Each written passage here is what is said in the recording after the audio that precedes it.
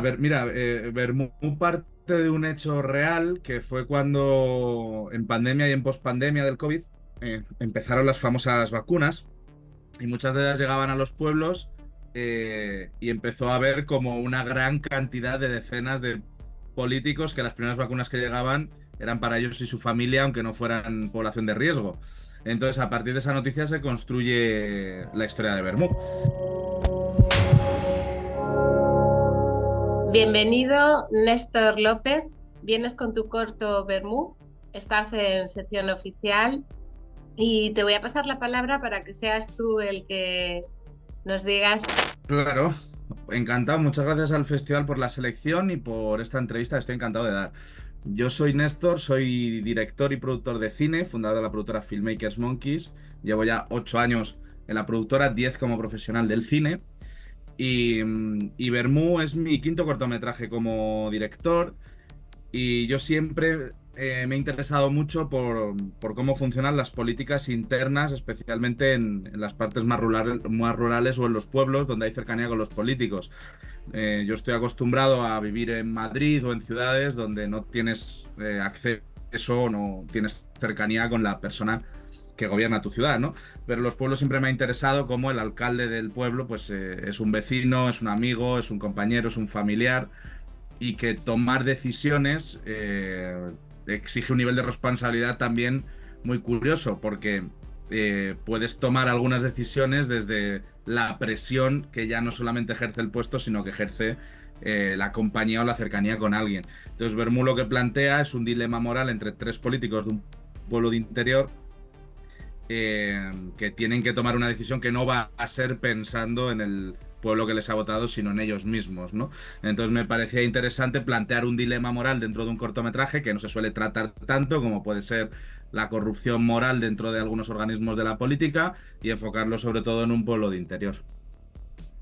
¿Crees que es una de las luchas que hay en España y que tienen que ser vistas? Sí, sin duda alguna. A ver, mira, Bermú parte de un hecho real que fue cuando en pandemia y en pospandemia del COVID empezaron las famosas vacunas y muchas de ellas llegaban a los pueblos y empezó a haber como una gran cantidad de decenas de políticos que las primeras vacunas que llegaban eran para ellos y su familia, aunque no fueran población de riesgo.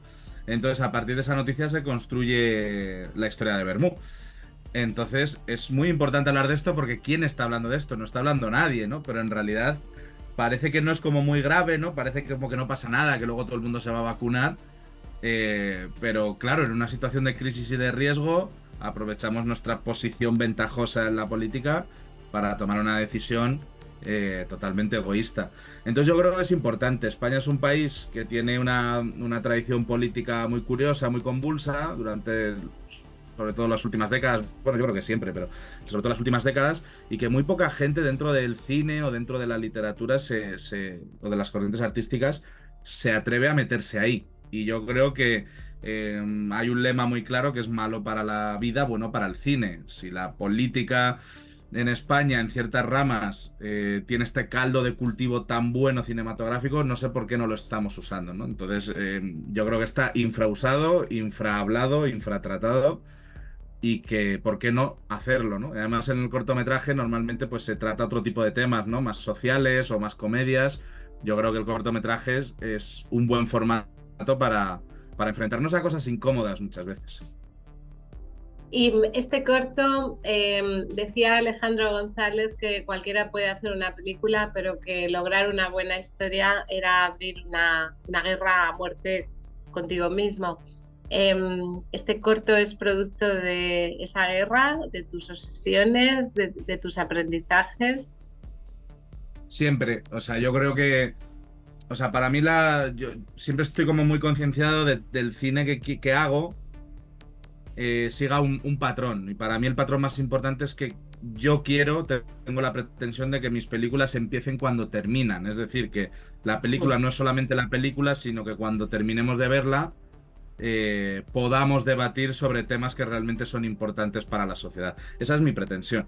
Entonces, siempre intento enfocarlo desde ahí. Entonces, obviamente, están mis temores y están mis obsesiones de las que quiero hablar. Y entonces creo una narrativa lo mejor posible para que nos lleve a hablar sobre ciertas temáticas que me preocupan y que me obsesionan. O sea, creo que el cine es constructivo y debe ser constructivo, y creo que hablar sobre ciertos temas o meternos en el barro en algunos asuntos nos va a llevar a hablar, porque al final hablar de las cosas nos lleva a debates, y el debate nos lleva a proponer soluciones, vías o alternativas.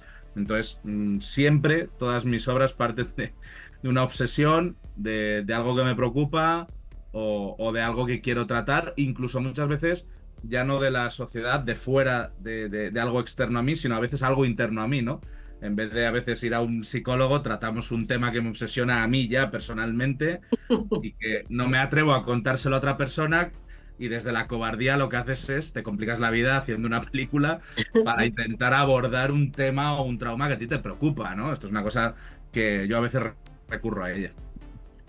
Bueno, mucha gente se va a ver identificada contigo y además creo que ese tema que te preocupa es común a muchísima más gente.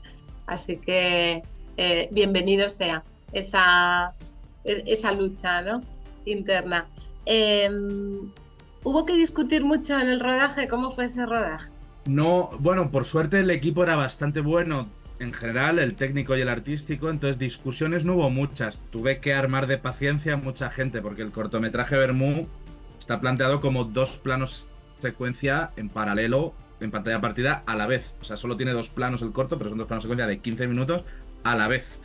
Entonces, que la gente llegue a creerse que eso va a salir y que vamos a llegar a tener una toma buena. Al final tuvimos tres tomas buenas, pero llegar a tener una toma buena, al principio la gente, bueno, va confiando, y cuando avanza el día y ve que no está llegando, se empiezan a impacientar a algunas personas, ¿no? Entonces digamos que eso fue como la parte más complicada del rodaje, que aún así tampoco es que realmente fuera complicada, pero donde tú había que tener cierta sensibilidad para transmitir al equipo tranquilidad y calma cuando todavía no tenemos lo que queremos tener. Pero no hubo grandes discusiones, hubo mucho ensayo, ensayamos durante incluso el día antes, hubo mucha lectura, hubo mucho trabajo actoral, hubo mucha puesta en escena, porque a mí lo que me interesaba es que hay tres personajes sentados que no están haciendo nada, que es un reflejo un poco también de lo que estoy hablando, el no hacer nada, la inactividad frente a una decisión que hay que tomar en la política, pero que a la vez parece que están pasando muchísimas cosas, ¿no? Es como envolver una cosa vacua de algo que parece que es importante. O sea, me parece que la propia forma refleja un poco la actividad política en ciertos sitios. No están haciendo nada, pero a la vez parece que está pasando muchas cosas. Y yo creo que este era el sistema importante. Todo el equipo lo vio, muchos lo vieron desde el punto de vista artístico y les motivaba el reto, y otros, aunque no lo vieran desde el punto de vista artístico, tenían curiosidad por saber cómo iba a ser o qué iba a pasar. Entonces yo creo que al final todo el equipo estaba muy concentrado, y por suerte, y rara vez en mi vida, no he tenido una discusión en un rodaje con nadie. Qué bien. ¿Y por qué esos planos secuencias? Porque yo quería darle al espectador la oportunidad. O sea, aquí es importante dos cosas: que son dos planos secuencia y que son dos planos secuencia a la vez. Entonces, a mí cada vez me interesa menos desenfocar los fondos, cada vez me interesa menos obligar al espectador a dónde mirar. A mí cada vez me interesa más dejar al espectador que decida dónde mira dentro del plano. O sea, darle al espectador la libertad de decidir. Entonces, aquí tenemos una mesa con tres personajes, uno en cada lado de la mesa, y en el otro lado que nos queda, la mesa tiene cuatro lados con tres personajes, nos queda uno sin personaje, quería que fuera el espectador. Entonces yo quería darle la oportunidad al espectador de elegir dónde mirar y qué mirar. Entonces, darle el 360 con dos planos que no corto, no hay truco, lo que estás viendo es lo que está sucediendo, y darte la oportunidad de mirar hacia muchos sitios, creo que me parecía mucho más interesante, porque coloco al espectador en un dilema moral que probablemente él también estuviera a favor de quedarse las cosas para sí mismo, o para tu padre que está malo, para tu familiar que está malo, antes que dárselo a alguien que igual lo necesita más, pero que no tienes ningún vínculo, ¿no? Entonces me parecía interesante hacer partícipe al espectador de la decisión moral, porque no es tan fácil, no es blanco o negro, ¿no? Es aprovechar una posición que tenemos para beneficiarnos, pero yo creo que mucha gente lo haría en una situación que involucrará a un familiar cercano, ¿no? Y luego, por otro lado, me parecía también muy interesante despistar en ciertos momentos al espectador, mantenerlo dentro, pero despistarlo, porque hay veces que la cámara en la pantalla partida coge al mismo personaje en dos ángulos diferentes. Y creo que esto es una posición de privilegio, el poder ver las cosas no desde un ángulo, sino desde diferentes ángulos. O sea, si al final estamos tratando un tema que trata sobre una discusión moral que tiene diferentes ángulos, creo, me parecía como coherente que la forma cinematográfica también te diera la oportunidad de tener diferentes ángulos. Ujú. Te estoy escuchando y es que a mí me pasó eso al verlo. Era como, ah, qué original, pero luego era como, bueno, ¿dónde miro? ¿Dónde? Claro, Pero está muy bien, está muy bien. Y es como un paralelismo de lo que estás transmitiendo y dar libertad a que se posicionen donde ellos quieran, ¿no? eso es. Muy bien. ¿Conocías Festigu? ¿Que para ti la palabra Festigu qué significa? Conocí a Festigu porque me conozco, creo que todos los festivales de este país, pero nunca me había seleccionado Festigu en todos los años que llevo. Vaya. Nunca Festigu me había querido. Hay muy pocos festivales que no me han seleccionado en España y uno era Festigu hasta ahora. Bueno, pues ya Entonces, te has cuando quitado vi, la me espinita. sorprendió. Ya está. Sí, sí, sí, me quité la espinita y Mutuamente. me sorprendió porque dije, joder, con el corto que menos me esperaba que me cogiera Festigu, me ha cogido. O sea que bueno, Fíjate, nunca fíjate. sabes. Pero Nunca sí, sí, sabes. conozco Festigu. Nunca Además, sabes. yo siempre hago o intento hacer cine social o cine que hable mucho de ciertos derechos y tenía Festigu como un referente. Como productor sí había estado en Festigu, como director no.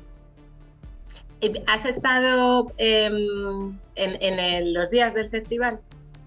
No, Ah, nunca he ido a Festigu presencialmente.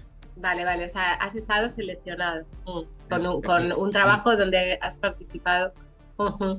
Genial. Bueno, pues pues, este año vas a compartir con nosotros. Así sí, sí, que sí. ya el Tengo, año que viene, cuando te entrevistemos, pues ya puedes decir tu paso por aquí cómo ha eh, sido.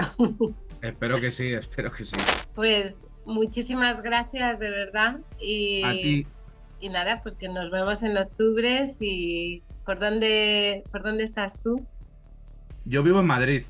Ah, Vivo en Madrid, bueno, ciudad. estás cerquita. Sí, no estoy lejos, estoy todo el día viajando, o sea que no sé dónde me Ya, pillará, depende de ya, dónde esté, claro. pero sí que tengo, o sea, quiero ir y voy a ir. Sí, No, no sí. tenemos día todavía, ¿verdad? Sí, está en la página, está en la página. Lo que pasa es que hemos recortado algún día. Ah, vale. Métete y lo compruebas. Y, y nada, que estamos en contacto. Ya verás que te etiquetamos y que seguramente ya empezaremos en septiembre pues eso, a organizar la asistencia. Así que nada, un beso gordo y perdona por haberte hecho esperar. Nada, nada, ningún problema. Gracias a ti. Vale, gracias, chao. Chao, buen día.